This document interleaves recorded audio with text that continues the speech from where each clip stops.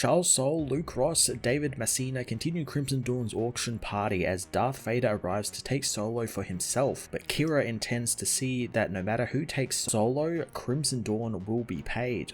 Charles Soule continues his fun underworld exploration as Kira's skills as a fighter and diplomat are put on full display, allowing Soule to perfectly tie in some of the stuff we saw from Solo with her Terras Kasi training, some things we have only seen alluded to like her training under Maul, as well as some pretty clever new stuff like the woman being well aware that she is at a disadvantage against Force users, so she employs tricks and traps within her fighting style to trip them up a little bit. It was a great case of show don't tell, and the other portion of the book was dedicated to Chewie and Boba's little battle, which I found quite humorous since they have to do it really quietly so as not to raise suspicion from everyone else there. So it reminded me of the funeral fight from the movie The Other Guys, where they're all fighting and yelling in hushed whispers. It was a great counter to the rather serious Vader-Kira battle that was happening elsewhere.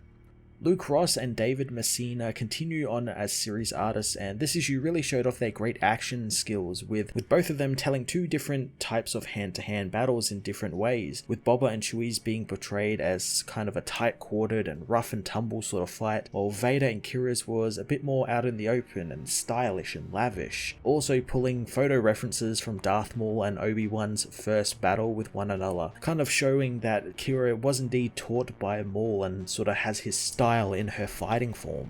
War of the Bounty Hunters issue 3 was a great middle issue that was filled with some awesome action, great little slices of humor, and cool little character moments that tie back to some larger story beats from the movies. With the big cliffhanger that the book ended on, I'm really excited for the next installment of this series, as well as the continuation of the War of the Bounty Hunters throughout the Star Wars books going on right now. I'm going to give this issue a 10 out of 10.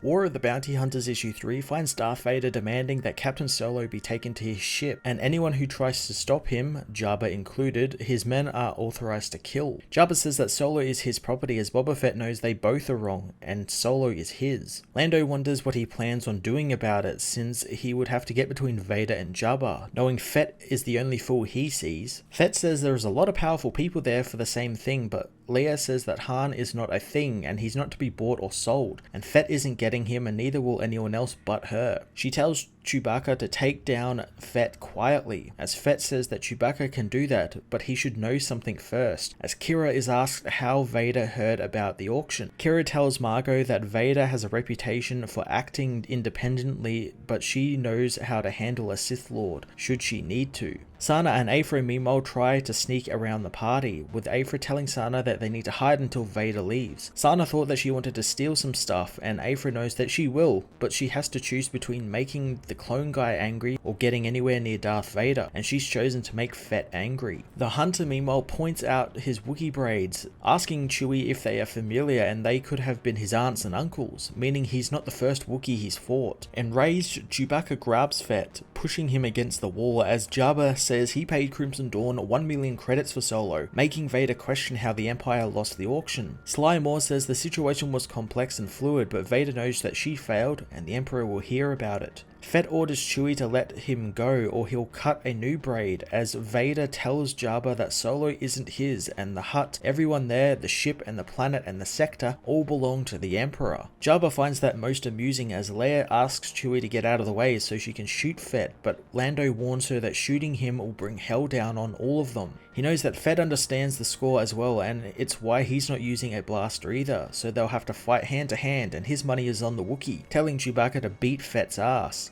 The Hunter and the Wookiee begin their fight as Vader says the Hutts have a long-standing deal with the Empire and Jabba enjoys the most favored status amongst the galaxy's underworld, but there are many others that can fill that same hole, like Black Sun or the Crimora, and it doesn't matter since the terms of the deal can always be changed. Vader knows that Jabba is aware of this since he can sense the fear in them all. As Fett and Chewie's fight continues, a Hutt is outraged by Vader's claims since the Hutts have been excellent partners to the Empire for many years and he can't just walk in and threaten Jabba or steal from him. Vader asks who the Hutt is, but Jabba says he's no one as Chewie is set on fire by Fett's flamethrower, forcing Lando to douse his friend in his cape. Leia keeps a gun trained on Fett, who reminds her that a blaster shot will get them all killed. He quickly disarms Leia, saying he doesn't need any more enemies, and he realizes that they are after the same person, but he won't get in their way if they don't get in his, since he's trying to make a living. Lando wants to make a deal since he knows Fett won't sell Han to Jabba, so the rebellion can cover his bounty if he helps. Fett says that he has a bounty and there is a client, and that's all there is to it, and that's all it's going to be since that's a code.